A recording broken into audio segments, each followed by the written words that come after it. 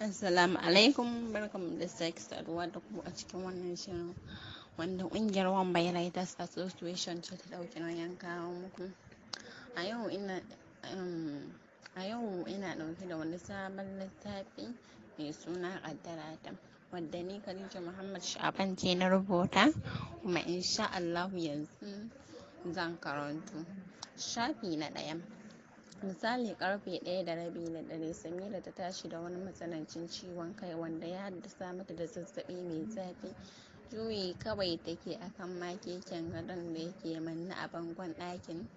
Ga damuwar gobe, za a ɗaura mata aure da yaya Fahid, wanda ta san duk duniya babu wanda ya tsane ta sama da shi. Tun tana 'yar karama yake nuna mata tsantsar ƙiyayya, wadda ta rasa dalilin da yasa yake nuna mata tsanar. Nan ta tuno maganganun da ya faɗa mata jiya da daddare, da ya aiko ɗan ƙaramin ƙaninsu ya ce ya kira ta. Bayan ta shiga ɗakin saukar baki, gabanta na faɗuwa, don ita idan ta ga yaya Fahid tamkar ta ga mala'ika. Sam ba ta son su haɗu da shi tun tana 'yar ƙarama har yanzu da ta kai shekara 19. Tun daga ranar da su Umma suka haɗa aurensu da shi, ta ga wata sabuwar ƙiyayya wadda ta fita da ya fara nuna mata. Bayan ta zauna a ƙasa ne, kanta a sunkuye, jikinta sai ɓari yake. Ya kalle ta cike da ƙiyayya far idanuwansa, sannan ya zauna akan kujerun alfarmar da ke zagaye a ɗaki. Ya sa ƙafarsa ɗaya kan ɗaya ya ce, Samira kike da suna ko me? Kin je kin ƙulla munafurci za a haɗa ni aure da ke ko?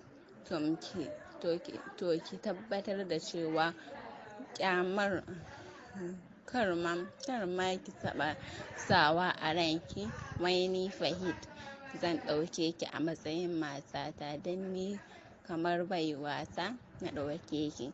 Ke ko baiwata ma ta fi ki muhimmanci a gurina. Wallahi na tsane ki, sam ba na son ganin ki, ji nake tamkar na kashe ki. Kuma idan ma kina cikin farin ciki za a haɗa mana aure, to ki sani gidana ya fi makabarta, don zan gana miki azaba da ban taɓa yi miki ba. Banza 'yar ƙauye, ƙazama kawai mara kamun kai, 'yar gidan talakawa. Wallahi da in aure ki wanda na auri karya, kuma ko da an kawo ki gidana kar ki sake ki nuna min wannan mummunar fuskar nan taki, don ba na son ganinta ko kaɗan. Yana gama faɗar haka ya sa ƙafa ya hankaɗa ta, sai da ta faɗi har sai da goshinta ya fara fitar da jini. Da gudu ta tashi ta fita daga ɗakin, ta koma ɗakinta tana kuka, gashi jiri na ɗibar ta. Kuka ta shiga yi mai sauti, amma babu wanda ya san ma tana yi, dan daga ita sai Ubangijin da ya halicce mu ne kaɗai ya san tana yi, don babu mai jin ta. Ɗakin ita kaɗai ce. Tun da bikin ya zo, Momi ta sa aka ware mata ɓangarenta daban, don a cewar Momin a haka ne za ta samu a yi mata gyaran jiki. Inna lillahi wa inna ilaihi raji'un ta shiga maimaitawa. Ya Allah, ina roƙonka da kyawawan sunayenka. Ya Allah, kai ka ce mu roƙe ka za ka amsa mana. Ya Allah, ina roƙonka ka ɗauki raina tun kafin a kai ni gidan yaya Fahid. Na san irin ƙiyayyar da yake yi min ba ƙarama ba ce yake yi min, tsanar da tun a rayuwarsa bai taɓa yi wa wani irin ta ba.